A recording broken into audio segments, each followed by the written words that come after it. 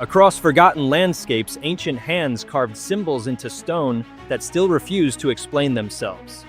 Towers rise where no cities remain, perfectly fitted blocks locked together without mortar, without margin for error. Chambers echo beneath the earth, aligned with stars whose movements were mapped long before written science. No manuals survived, no clear records remain, only the evidence, silent, immovable, unsettling. Ancient mysteries are not just relics of the past. They are fractures in our understanding of it. Each ruin is a question left unanswered. Each alignment, each impossible cut, each vanished technique hints at knowledge that slipped through time. The deeper we search, the more the past feels less primitive and far more deliberate. What if history is not incomplete, but deliberately quiet? In the driest region of South America, where rain might fall for only a few minutes in an entire decade, lies one of the greatest enigmas humanity ever carved into the earth, the Nazca lines. Vast geoglyphs silently stretching across the Peruvian desert. From the ground they appear as faint meandering traces of pale soil.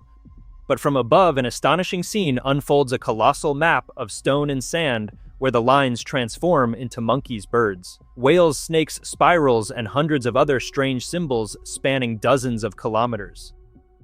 To witness them from the sky is to stand before the fingerprints of a civilization that may have been trying to send a message to the heavens.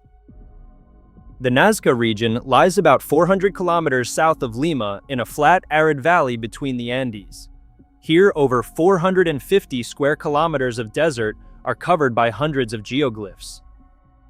Enormous designs created by removing the dark reddish gravel on the surface to reveal the pale earth beneath.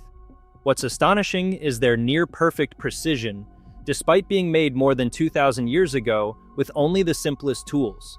Some straight lines stretch over 10 kilometers without deviating a single degree, proving that whoever made them had an advanced understanding of geometry, proportion, and spatial alignment. Nazca isn't just a gallery of geometric shapes, it's a zoological atlas. Etched in stone, a monkey with a 90-meter spiral tail, a hummingbird spanning 120 meters, a spider with hair-thin legs nearly 50 meters long, alongside human-like figures, killer whales, lizards, and massive serpents curling across the sand. Each was drawn with one continuous stroke, as if a giant hand had traced them directly from the air. Archaeologists believe the drawings were created by the Nazca culture, a brilliant civilization that flourished in southern Peru between 200 BCE and 600 CE. These people were master artisans who built intricate irrigation systems to survive the harsh desert and worshipped deities of rain and water. Yet there is no trace of the exact tools or methods they used to create such enormous figures. No blueprints, no measuring devices, no evidence of aerial observation has ever been found. This raises the ultimate question: how could they make drawings that can only be fully seen from the air?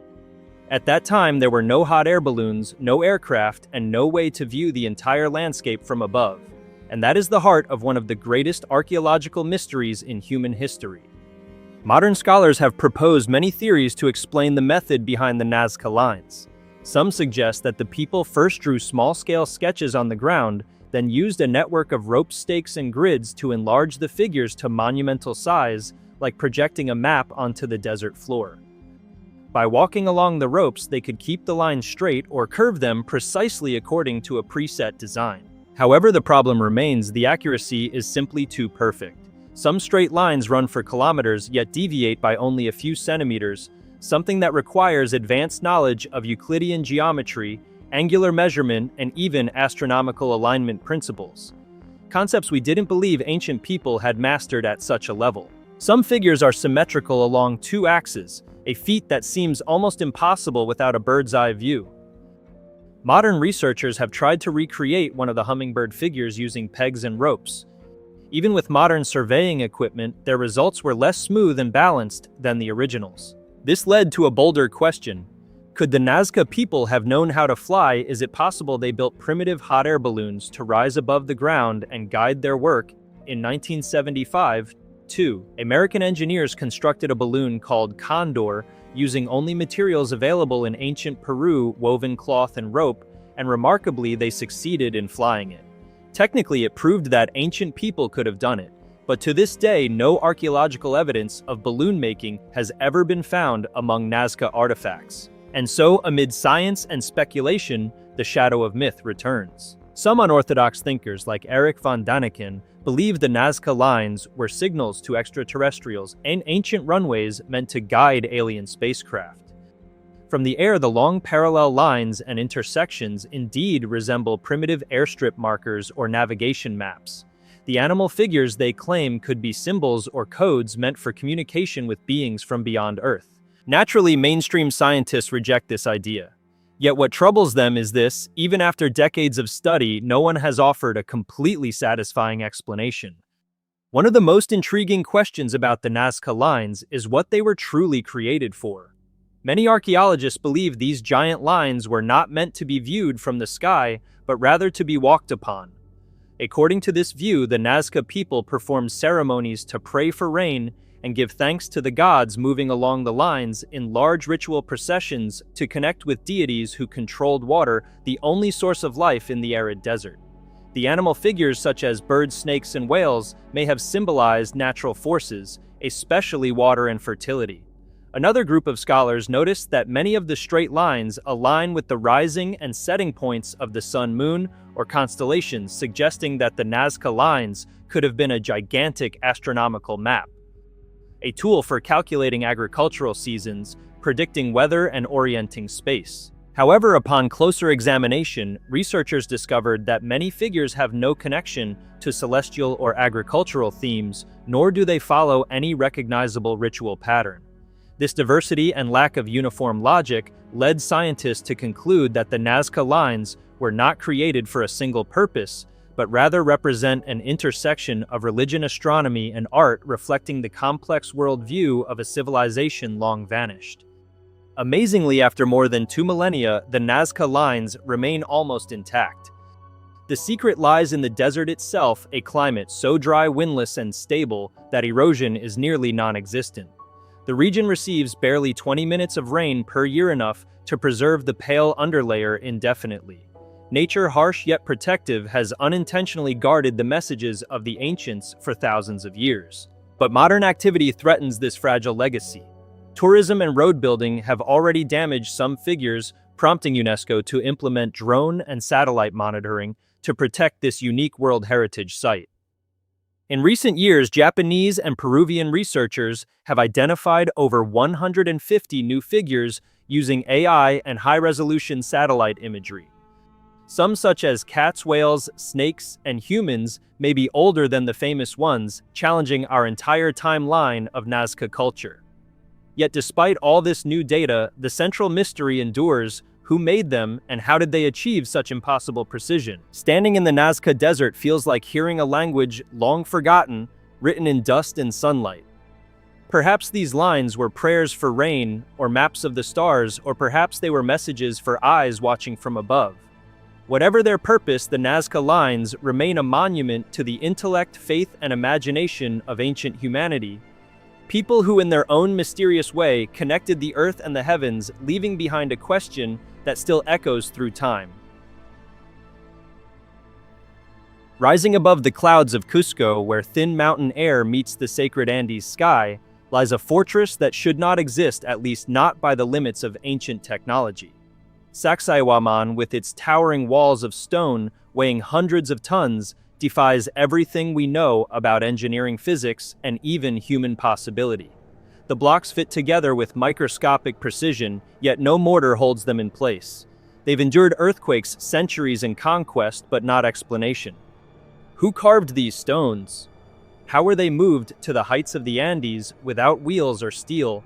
And most haunting of all, could this masterpiece have been inherited from a civilization far older than the Inca themselves? Here in the heart of Peru, the stones whisper of forgotten giants, lost sciences, and an age when the earth still guarded its greatest secrets. Sacsayhuaman is famous for its enormous stone walls, composed of hundreds of blocks, some weighing up to 300-400 tons, as heavy as a Boeing 747. The most astonishing detail is that no mortar was used, yet the stones fit together so perfectly that not even a sheet of paper can slide between them. Each block has a unique shape, rounded edges, and smooth surfaces, yet they interlock with astonishing precision as if molded to fit one another. The Inca had no wheels, no steel tools, no cranes, and no advanced cutting equipment, yet they erected a masterpiece that even modern technology struggles to replicate. Scholars still debate how these gigantic blocks were quarried, transported, and lifted into place at an altitude of more than 3,700 meters. Some theories suggest wooden rollers and ropes, but none have proven feasible for stones of such immense size on steep mountain slopes. The walls of Sacsayhuaman form a zigzag pattern, creating massive interlocking terraces. Each block has up to 12 or even 20 faces, making the structure earthquake-resistant, a vital advantage in the tremor-prone Andes. The stone surfaces are smooth, almost melted-looking, with no visible tool marks, leading some to speculate that they were softened or shaped through some unknown process. Even with lasers, CNC machines, and 3D modeling, modern engineers cannot reproduce this type of precision on the same scale. Some researchers believe the builders might have used a chemical process to soften stone, perhaps derived from local plants or minerals. Though unproven, the glass-like finish of some surfaces suggests a level of craftsmanship far beyond the known tools of the Inca. From above, Sacsayhuaman resembles either a fortress or the head of a giant puma, while the city of Cusco below forms its body, a perfect reflection of Inca cosmology. Beneath the complex, archaeologists have found tunnels leading deep underground, possibly to ritual chambers or hidden vaults. Visitors report strange magnetic disturbances, compasses go astray, and animals act restless near certain areas. Local people believe the site radiates a powerful natural energy, perhaps magnetic or spiritual. To the Inca, Sacsayhuaman was not merely a fortress, it was a sacred center, a gateway between the world of humans and the gods. Although the site is traditionally credited to the Inca, closer study reveals that the construction is not uniform. The lowest levels, composed of the largest and most precisely fitted stones, differ dramatically from the upper layers, which are smaller, rougher, and show tool marks typical of later Inca work.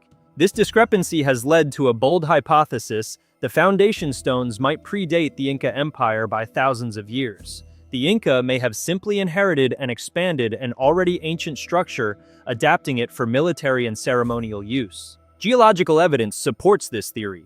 The lower stones show weathering far older than Inca occupation, possibly indicating exposure over millennia. If true, Sacsayhuaman could be the last remnant of a lost pre-Incan civilization, one that possessed technology or knowledge that we no longer understand. In Inca mythology, there are stories of giants from the ancient times who could lift massive stones as if they were feathers. While mainstream historians dismiss these as myths, others suggest they might preserve distant memories of an earlier race or culture capable of extraordinary feats. Some independent researchers argue that the lower stones are far too precise to have been made with bronze tools. The smooth cuts, perfect fits, and absence of chisel marks imply the use of a lost technique or unknown technology. If true, Sacsayhuaman might represent the surviving fragment of an advanced prehistoric civilization, possibly the descendants of an older mother culture of the Andes, or even part of a forgotten global civilization. More speculative theories claim that the site was a technological center, a meeting point of science, astronomy, and religion rather than a simple fortress. The deeper one looks, the less it resembles a construction project, and the more it feels like an encoded message carved in stone. To the naked eye, Sacsayhuaman appears less like a fortress and more like a stone sculpture on a monumental scale. The zigzag walls may symbolize the lightning of the god Illapa, while circular depressions and niches appear to follow intentional patterns, perhaps a form of lost architectural language. The Inca regarded the site as the dwelling of gods and ancestral spirits. During the festival of Inti Raymi, the festival of the sun's sunlight, would strike certain walls precisely at the solstice, a sign of divine presence.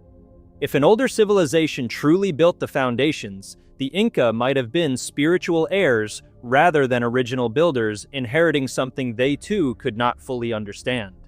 More than 5 centuries after the fall of the Inca Empire, Sacsayhuaman still stands unbroken by earthquakes that have shattered much of Cusco. The massive stones remain perfectly aligned, unmoved by time or gravity.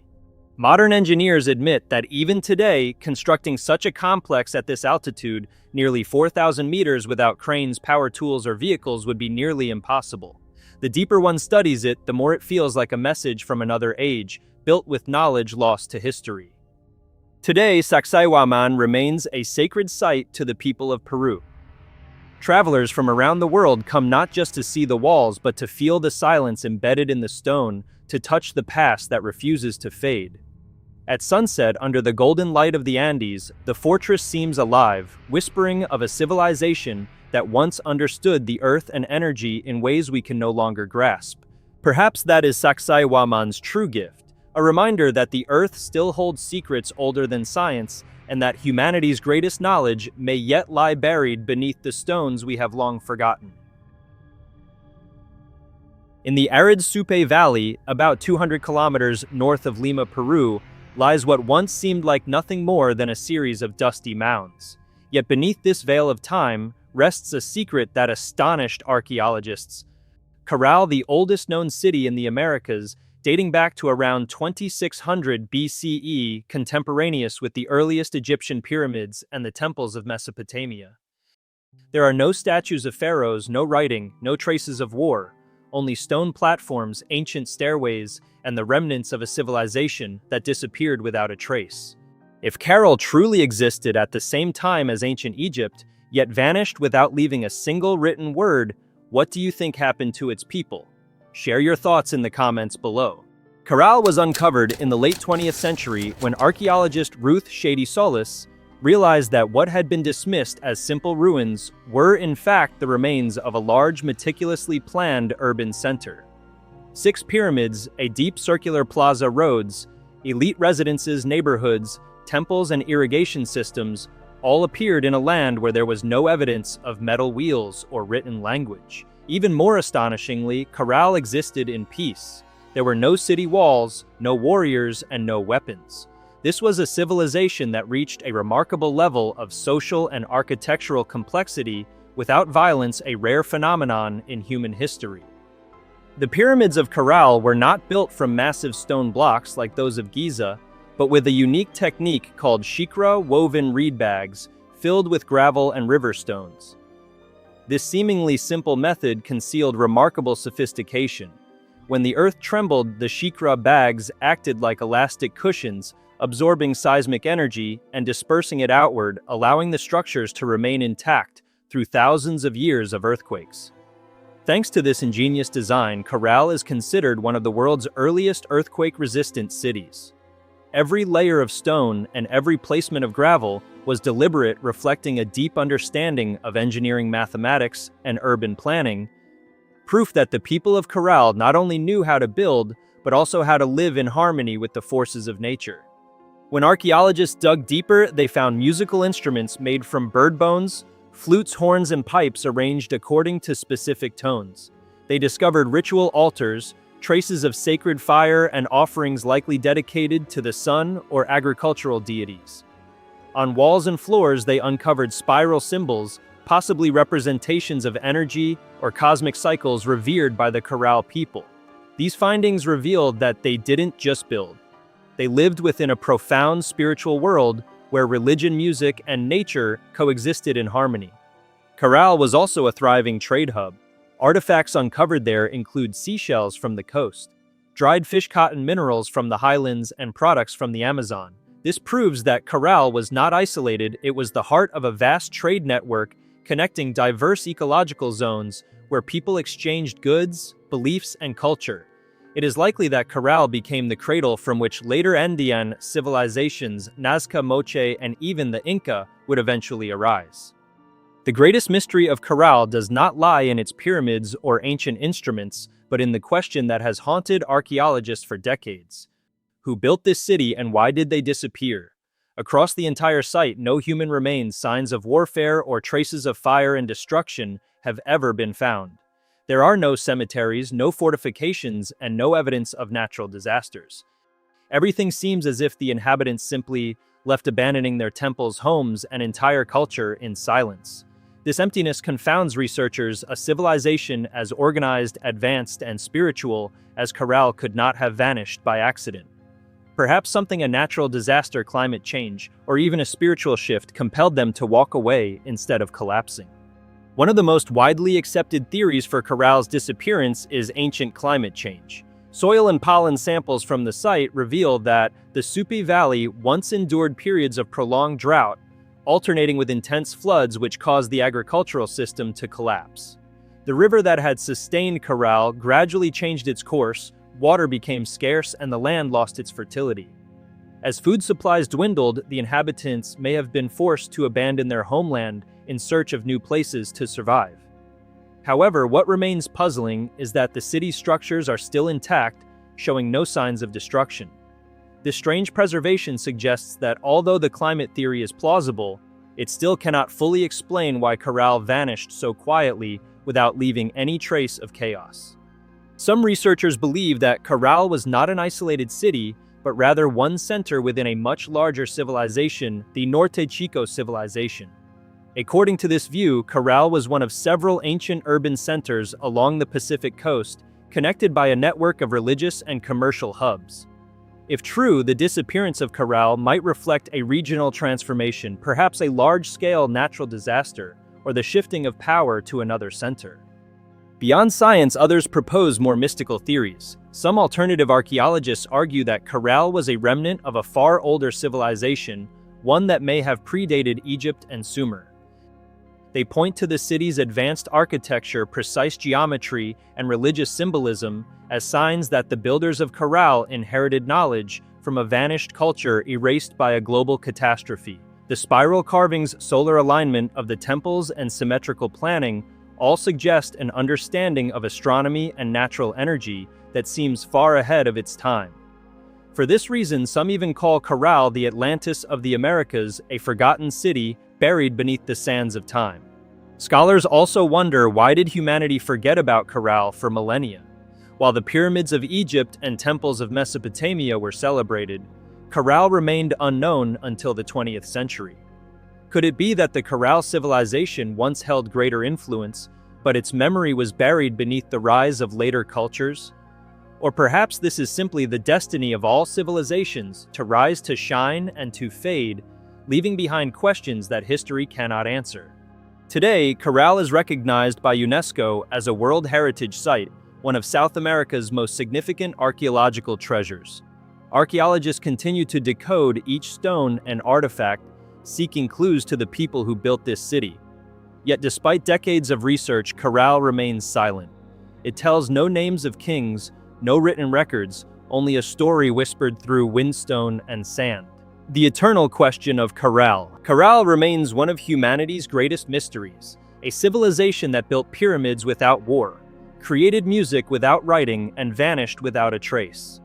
In the Sup Valley, its ancient pyramids stand silently under the golden sun, telling the story of a world that once understood nature and revered the earth. And even today, the question still echoes through the wind: who built Caral and where did they go?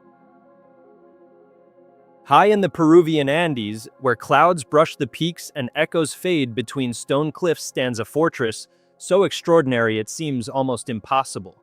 Ollantaytambo, a name whispered through centuries, is not merely an ancient ruin, it is a riddle carved into the mountains themselves. Built from stones weighing dozens of tons, aligned with celestial precision, and quarried from mountains miles away across a raging river, this site challenges everything we think we know about ancient engineering.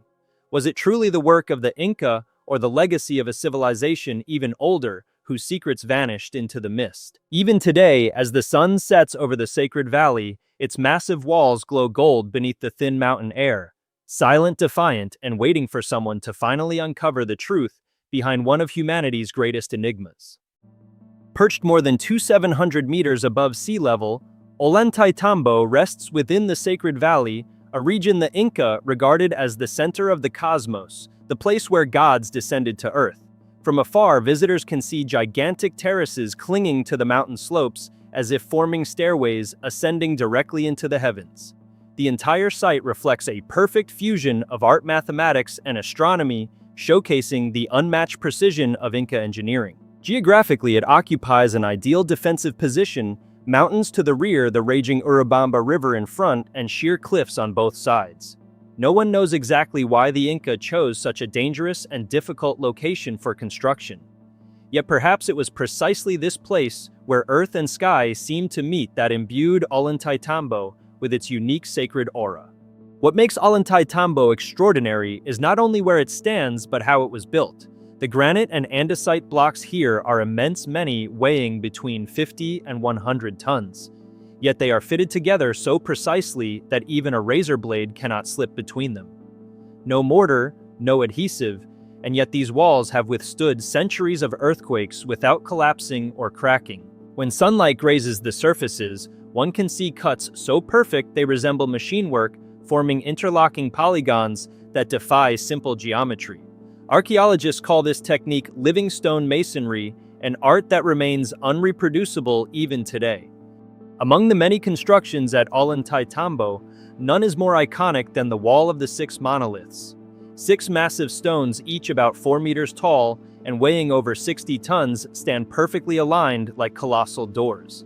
Between them run precise vertical grooves, possibly meant to lock into a now-lost structure. Strangely, the surfaces of these blocks appear to have been softened or partially melted before being joined, resulting in flawless seams. Some researchers speculate that the Inca might have known a stone softening technique or perhaps harnessed extreme heat energy, though no physical evidence supports this. With only copper chisels and stone tools, how could they have achieved such symmetry and polish? This is the greatest puzzle of Ollantaytambo, the enigma that sets it apart from all other ancient sites. The stone used in its construction, pink rhyolite and andesite, does not exist naturally at the site. Geological studies reveal that it was quarried at Capacocha, a site across the Urubamba Valley, more than 7 kilometers away in a straight line. Between the quarry and the fortress lies a deep river, steep cliffs, and rugged terrain. How could ancient builders without wheels, iron tools, or beasts of burden transport hundreds of multi-ton stones across a river and up nearly 3,000 meters in altitude? Some propose that the Inca used wooden rollers and inclined ramps, possibly aided by rope and pulley systems made from plant fibers. Yet there is no surviving evidence that such methods could have lifted and aligned 50-ton blocks on steep mountain slopes. Along the route from the quarry, archaeologists have found broken stones, suggesting some blocks fell or shattered during transport. But the question remains, how were they ever moved in the first place? Modern engineers have tried to simulate the process. Their calculations show that moving a 50-ton stone over such terrain would require at least 1,500 people, pulling simultaneously along with flat reinforced pathways to distribute weight. But in the Andes' treacherous rocky environment, that would have been nearly impossible. Even more astonishing, once the stones reached the site, they were set into place with millimeter precision, showing no impact marks or misalignment, as if positioned by a technology capable of lifting and rotating massive stones with surgical control. This leads to one of the most debated questions in Andean archaeology: were the Inca truly the first builders of Ollantaytambo? Or did they inherit a foundation left by an earlier unknown civilization, one whose advanced techniques have long since vanished from history? Beyond its architectural mastery, Ollantaytambo also serves as a monument to celestial alignment. The terraces, pathways, and walls are all oriented toward key solar and stellar points. On solstices and equinoxes, sunlight falls precisely upon sacred stones placed in calculated positions. On a nearby mountainside, a giant face carved into the rock gazes toward the east, the direction of sunrise. The Inca believed this was the visage of Viracocha, their supreme creator god. Thus, Ollantaytambo was not merely a fortress, but a ceremonial hub connecting heaven and earth. Certain foundations at Ollantaytambo differ greatly from typical Inca design. T-shaped joints, zigzag grooves, and multi-layered interlocks resemble those found at other megalithic sites, such as Sacsayhuaman and Pumapunku.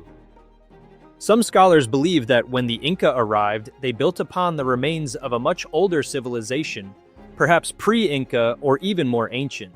The precision and technique suggest the work of a lost culture whose knowledge of stonework surpassed anything the Inca recorded. Ollantaytambo was not just a military stronghold, it was also the spiritual heart of the Inca world. Ceremonies honoring the sun, the mountains, and royal ancestors were performed here. The agricultural terraces symbolized the three realms of Andean cosmology: Hanan Pacha, the heavens; K Pacha, the living world; and Uku Pacha, the underworld. Every stone and passage was arranged to reflect sunlight and shadow, creating sacred imagery as the sun moved across the sky, transforming the fortress itself into a living, breathing ritual machine powered by nature. Despite decades of study by archaeologists, engineers, and historians, Ollantaytambo remains an unsolved riddle. Who transported these stones weighing tens of tons across mountains and rivers? How did they achieve such impossible precision?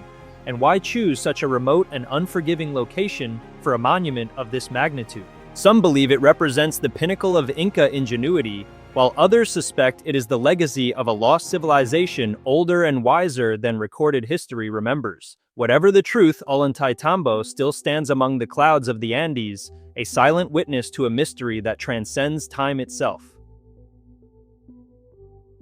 Hidden among the white veils of the Andes, Machu Picchu, the lost city in the clouds, stands as one of humanity's greatest enigmas and the most magnificent symbol of the Inca civilization. Every stone, every terrace here seems to hold an untold story. Even after more than 5 centuries since the Spanish first arrived in South America, Machu Picchu still radiates a mystical charm, a place where beauty and mystery are so intertwined that they are impossible to separate. Perched about 430 meters above sea level, Machu Picchu lies on a narrow ridge between the peaks of Huayna Picchu and Machu Picchu itself.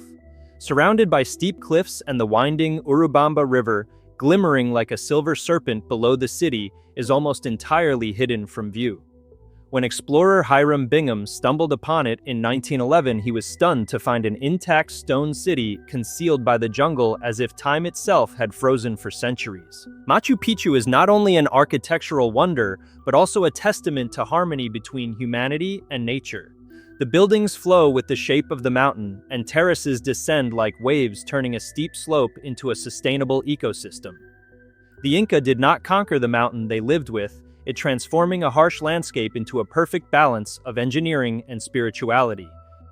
One of the greatest marvels of Machu Picchu lies in its astonishing stone architecture, which continues to baffle modern engineers. The Inca builders worked without mortar iron tools or wheels, yet achieved a level of precision that seems almost impossible. Massive stones, some weighing over 50 tons, were carved and fitted together so perfectly that not even a single sheet of paper can slide between them. This technique, known as ashlar masonry, required each stone to be shaped individually with multiple irregular faces that locked seamlessly into its neighbors like pieces of a complex puzzle.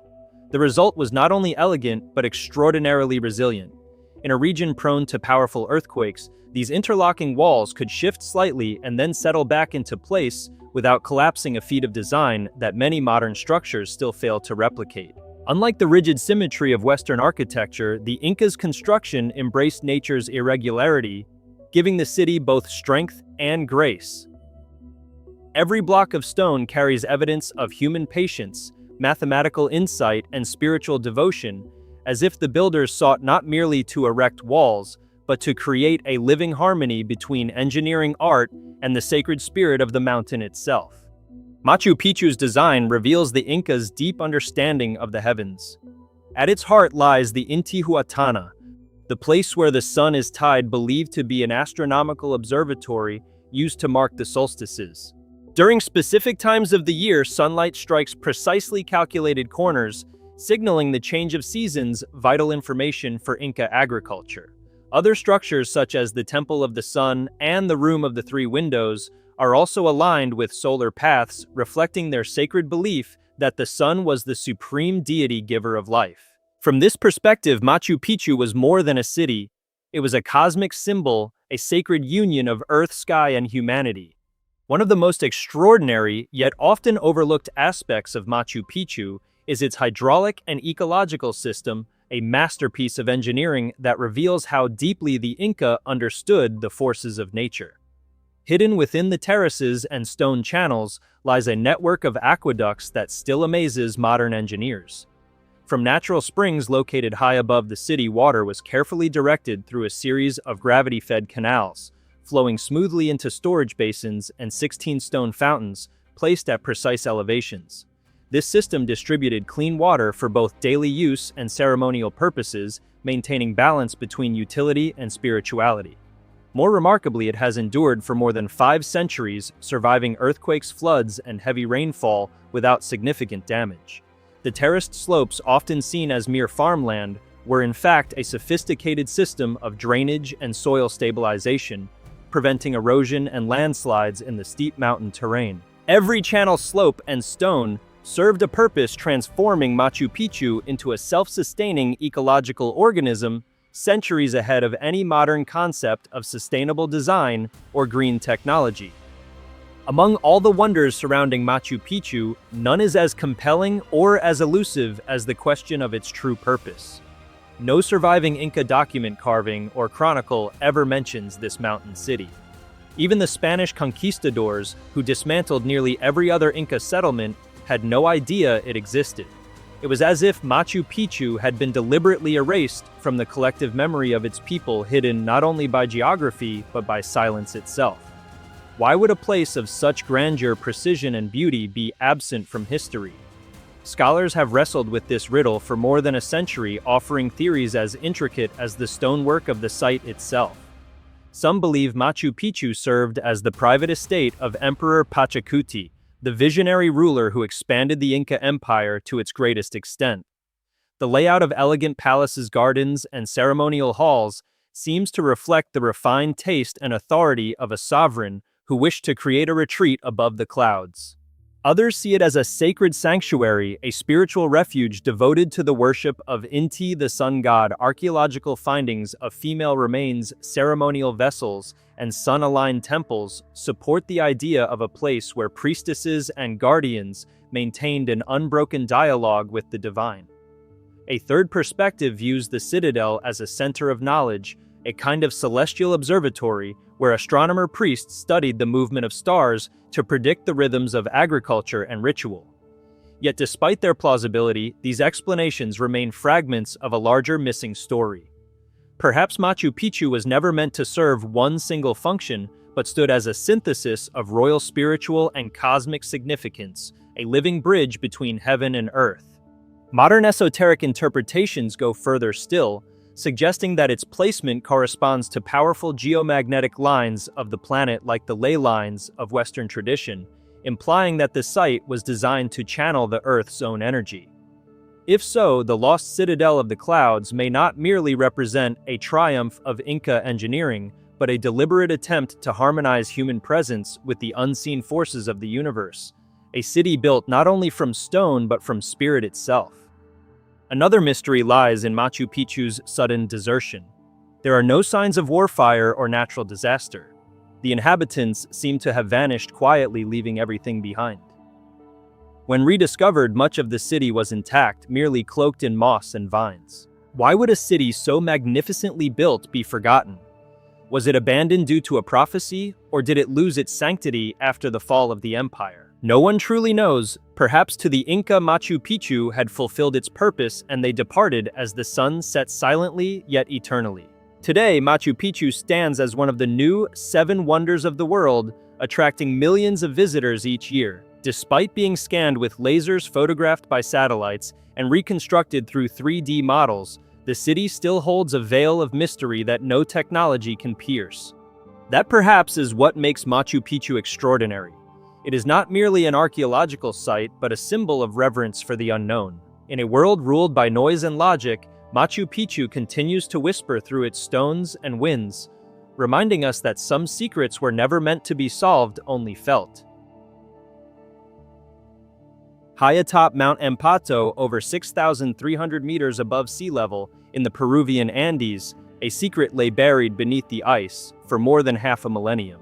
In 1995, as geothermal activity caused the glacier to melt, archaeologist Johann Reinhard and his assistant Miguel Zarate discovered a tightly wrapped bundle frozen in the snow. Inside was not stone or relic, but a perfectly preserved Inca girl, as if she had just died yesterday.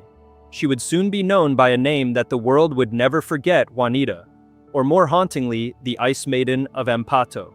If you stood face to face with the Ice Maiden, a 500-year-old girl whose blood still flows, would you see it as a miracle of science or proof that something beyond our understanding endures?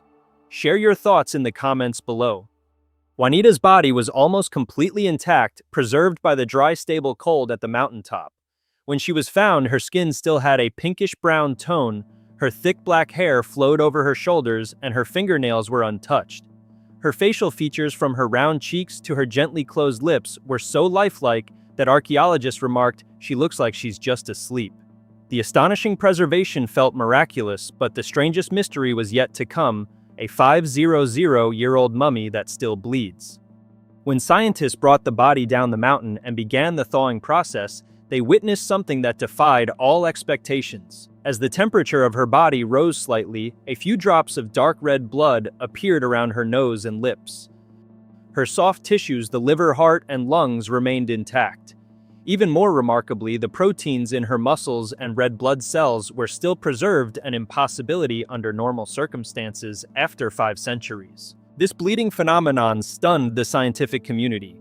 Some experts theorized that the pressure and freezing temperatures had halted cellular decay, keeping the tissues in an almost cryogenic state. When the ice melted, thawed capillaries allowed the congealed blood to revive and seep out. But others argued that this went beyond natural explanation, as if the body had never truly died at all. In the dim, sterile light of the laboratory, the moment those red drops fell sent a chill through the room. Many researchers felt as if they were witnessing a spirit awakening. It was a sacred and unsettling sight, as though 5 centuries of time had been nothing more than a thin veil between life and death. DNA analysis and accompanying artifacts revealed that Juanita was about 13 to 15 years old and of noble Inca lineage. She had been chosen for Capacocha, a sacred ritual sacrifice to the mountain gods Apu. These ceremonies were performed during times of great change, natural disasters, royal deaths, or imperial transitions. The children chosen were flawless in body and spirit, regarded as messengers sent by the living to the divine. Juanita's journey to the summit of Ampato took weeks. Dressed in fine alpaca wool garments and surrounded by offerings of gold, silver, and coca leaves, she was both honored and doomed. After drinking chicha, a fermented corn beverage, and chewing coca leaves to dull her senses, she was seated in a meditative position and struck once on the head with a ceremonial club. Death came swiftly, silent, cold, and without struggle under the thin air and white sky of the Andes. What haunts researchers most is her expression, peaceful, serene, without fear. Her closed eyes and calm face make her appear, in the words of one anthropologist, as if she had willingly entered eternity. Unlike chemically treated mummies, Juanita's body was entirely preserved by nature. The sub-zero temperatures, low oxygen levels, and lack of bacteria created a sterile ice cocoon around her. When the ice finally melted, her internal organs, stomach, and lungs were still intact. Even the contents of her intestines remained undigested, allowing scientists to estimate her death between 1450 and 1480 during the peak of the Inca Empire. This preservation offered more than archaeological wonder. It opened a window into ancient genetics, medicine, and climate science. Through her DNA and remaining proteins, scientists could reconstruct her diet, ancestry, and health clues that illuminate the life of an empire long vanished beneath the clouds. For the Andean people, Capacocha children were not truly dead. Their souls, they believed, lived eternally atop the mountains, guardians watching over their people from the heavens. So when Juanita's body was brought down, the locals protested fiercely. They feared that disturbing her would anger the gods and bring misfortune to the land. Today, at the Museo Santuarios Andinos in Arequipa, Juanita rests in a special freezing chamber bathed in soft blue light. Visitors often claim that her presence feels alive, that her gaze, though her eyes are closed, still follows them. Some dismiss it as a trick of the light on ice, but others whisper that her spirit has never truly left. Photographs of Juanita often reveal a faint bluish glow surrounding her body, particularly near her head and chest. Scientists attribute this to reflections from the ice and lighting conditions, yet locals see it differently, as the aura of a guardian soul. Whether optical or mystical, this ethereal glow reinforces the feeling that the Ice Maiden exists between two dimensions, science and spirituality, life and death, the earthly and the divine. Genetic studies showed that Juanita belonged to a rare lineage found primarily among Inca nobles from Cusco, the empire's capital. Yet some skeletal and tissue characteristics suggest mixed ancestry bridging highland and coastal origins. This implies she may have been chosen from a distant province and carried hundreds of kilometers to Mount Ampato, a grueling pilgrimage reserved only for those deemed chosen by the gods. Juanita is more than an ancient corpse. She is living evidence of the Inca belief that death is not an ending but a continuation of life. Beneath the ice, her body still breathes whispers of a vanished world. DNA, blood, and memories preserved in frozen silence. The fact that she bled upon thawing serves as a haunting reminder that time cannot conquer everything. Perhaps a part of her still lingers in the glaciers, in the prayers once whispered on the mountains, in the collective memory of a civilization that disappeared but never truly died. The Ice Maiden of Ampato is not merely an archaeological discovery. She is a symbol of the delicate boundary between science, faith, and the mystery of time itself. She lies still, lips gently closed, blood still red, and her story continues to flow across centuries like a heartbeat that refuses to stop. Beneath the blazing sun of southern Peru, where the red cliffs of Puno descend toward the shimmering waters of Lake Titicaca, lies a doorway that leads nowhere. Carved flawlessly into solid stone, it rises from the mountainside like a monument built for gods, not men. There are no chambers behind it, no inscriptions, no sign of purpose, only a perfect portal etched into eternity. Locals call it Puerta de Hayu Marca, the Gate of the Gods. Some say it's a sacred gateway to another realm. Others believe it's the remnant of a forgotten technology, a stargate left behind by beings who once walked the earth before history began. Whatever it is, this silent doorway continues to defy reason and time, an unanswered question carved in stone, waiting for the world to listen. Puerta de Hayu Marca stands nearly 7 meters tall and 7 meters wide, carved directly into a single block of reddish granite. At its center lies a smaller niche about 2 meters high, resembling the entrance of an ancient temple.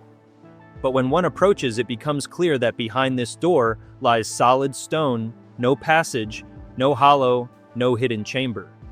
Many have called it the doorway that leads nowhere. Yet in ancient Andean belief, that might mean the opposite. It does not lead to the physical world, but to the spiritual one, the realm of the gods. The Aymara people, the native inhabitants of the Titicaca region, have told for generations that the priests of the Inca Empire once knew of this sacred site.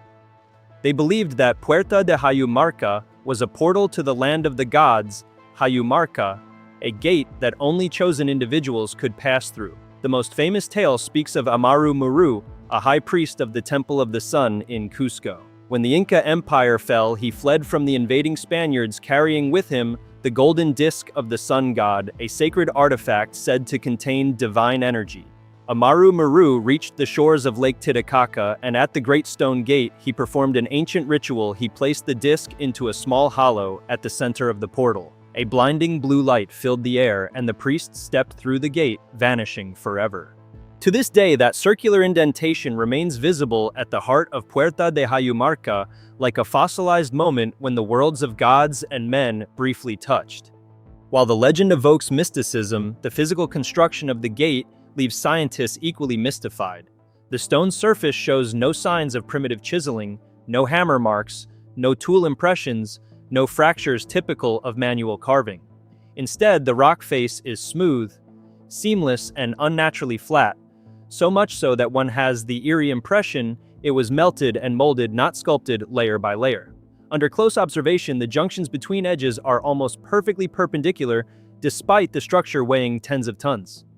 This precision has led many experts to compare Puerta de Hayu Marca to other enigmatic Andean sites, such as Sacsayhuaman and Ollantaytambo, where giant blocks of stone fit together with microscopic precision, as if cast by machinery rather than human hands. No conclusive evidence links the gate to the Inca. Their architectural style was entirely different. While the Inca built with interlocking blocks, Puerta de Hayu Marca is a single monolithic carving hewn directly from the mountain itself.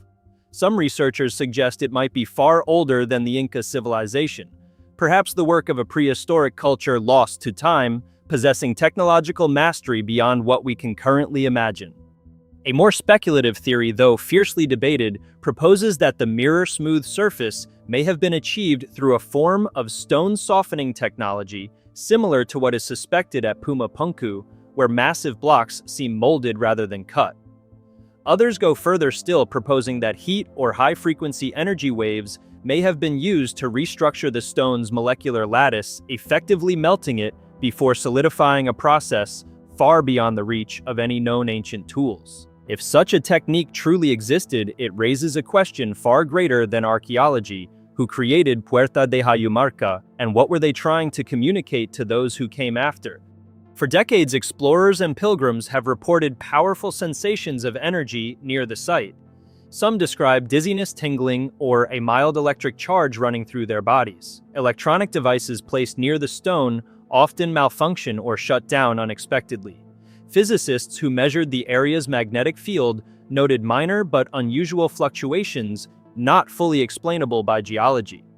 Locals believe the site is an energy vortex, a chakra point of the Earth itself. At night, several witnesses have claimed to see a faint bluish glow emanating from the portal's center, accompanied by a deep humming resonance like a heartbeat from within the rock, even though the formation is completely solid. Puerta de Hayumarca's location adds another layer of mystery. When one connects the sacred sites around Lake Titicaca, Pumapunku, Tiahuanaco, Isla del Sol, and the Calasasaya Temple, a striking east-west alignment emerges, suggesting an ancient astronomical or energetic grid. Some scholars propose that the gate was part of a vast ceremonial system linking humanity with cosmic cycles, particularly the movements of the Sun and the Pleiades constellation, both central to Andean cosmology. The stones across this region follow precise mathematical ratios, revealing astronomical knowledge far beyond its supposed era, implying that a civilization predating the Incas, perhaps predating written history itself, once flourished here. Despite multiple archaeological surveys, no cultural traces have ever been found near the gate. No pottery, no relics, no burials, no carvings. Puerta de Hayumarca does not belong to any known civilization, and that very detachment makes it a perfect enigma suspended between archaeology and myth. Rational explanations abound. It could have been an unfinished temple or a ceremonial monument abandoned due to catastrophe. Yet when one stands before its mirror-smooth stone in the silence of the Andean winds, it feels impossible to believe it was mere coincidence. With its flawless geometry orientation toward Lake Titicaca and inexplicable carving technique, Puerta de Hayumarca feels like an ancient message carved in stone, waiting for humanity to decipher. Perhaps it is a stargate, perhaps a symbol of spiritual transcendence, or perhaps proof that ancient people understood the universe in ways we have forgotten. Hidden among the soaring peaks of Cusco, Peru, Moray stands apart from every other ancient site on Earth. From above, it looks like a series of giant concentric circles, like strange depressions carved into the surface of another planet. Yet these shapes are not natural, they are the work of Inca engineers built more than 500 years ago, and to this day, the true purpose of Moray remains one of archaeology's most fascinating mysteries. Moray lies over 3,500 meters above sea level, nestled in a secluded valley within the sacred valley of the Incas. Archaeologists have uncovered 3 enormous circular depressions, each composed of multiple terraced rings built in perfect symmetry. The largest pit measures around 150 meters across and plunges nearly 30 meters deep like a colossal stone funnel descending into the Andes. Every stone terrace was cut-shaped and fitted with astonishing precision, ensuring that slope, airflow, and humidity were all meticulously balanced. At first glance, Moray might resemble an amphitheater or a ceremonial arena, but when scientists measured the temperature across its terraces, they made a startling discovery. The difference in temperature between the top and bottom levels could reach up to 15 degrees Celsius, an enormous variation within such a short vertical distance. This means that each level of Moray created its own distinct microclimate, perfectly simulating the environmental conditions of different regions within the vast Inca Empire. This temperature stratification could not have been accidental.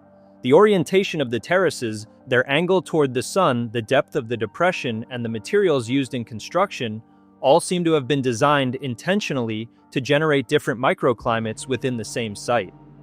At the upper levels, the climate was dry and cool, exposed to stronger sunlight and wind. As one descended, the wind was blocked, the humidity increased, and the temperature grew warmer, creating ideal conditions for cultivating plants that otherwise struggled in the harsh mountain environment. This extraordinary design is why Moray is often called the agricultural laboratory of the Inca. Without metal tools or modern instruments, the Inca managed to engineer a controlled ecosystem, a kind of open-air laboratory where they could test and adapt crops to suit the diverse climates of their empire, from the arid Pacific coast to the humid jungles of the Amazon. Researchers believe that hundreds of crop species may once have been cultivated here: maize, quinoa, coca, potatoes, and more. By planting the same species at different levels, the Inca could observe how each variety responded to changes in temperature, moisture, and sunlight, and then crossbreed the best-performing strains. It is astonishing to think that the Inca, a civilization without a written language, possessed such a profound understanding of microclimatology and ecological design. What they achieved at Moray mirrors the principles of modern agricultural research stations, where environmental conditions are carefully controlled to maximize yield and resilience. Many archaeologists refer to Moray as the first genetic laboratory of the Americas. The circular terraces were not merely used to grow crops, but to observe how plants evolved over generations. By transferring seeds from one level to another, the Inca could perform a natural form of selective breeding, producing crops that were more resistant to cold, drought, or altitude. This innovation explains why the Inca Empire, stretching across thousands of kilometers and encompassing deserts, mountains, and rainforests, managed to cultivate over 70 varieties of potatoes and more than 20 types of maize, each perfectly adapted to its environment. Moray's capacity to replicate these conditions in miniature made it the birthplace of experimental agriculture in human history. Although its primary function may have been agricultural, Moray also carries spiritual and astronomical significance inseparable from the Inca worldview. The concentric circles likely symbolized the sun, the source of all life, while the terraces represented the cycles of birth, death, and rebirth in nature. Some scholars suggest that Moray may have served as a solar observatory, allowing priests and farmers to track the movement of the sun and determine optimal planting seasons. For the Inca, agriculture was not mere labor, it was a sacred act. They believed that every seed and every gust of wind possessed a spirit.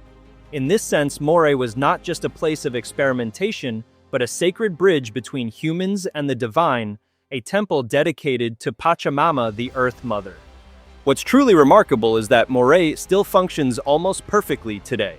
Modern experiments have shown that seeds planted on different terraces still experience distinct differences in germination, humidity, and yield, confirming that the site's ancient microclimate engineering remains intact after centuries. No ancient texts describe how Moray was built, no metal tools or blueprints have been found, and yet its precision rivals that of modern engineering.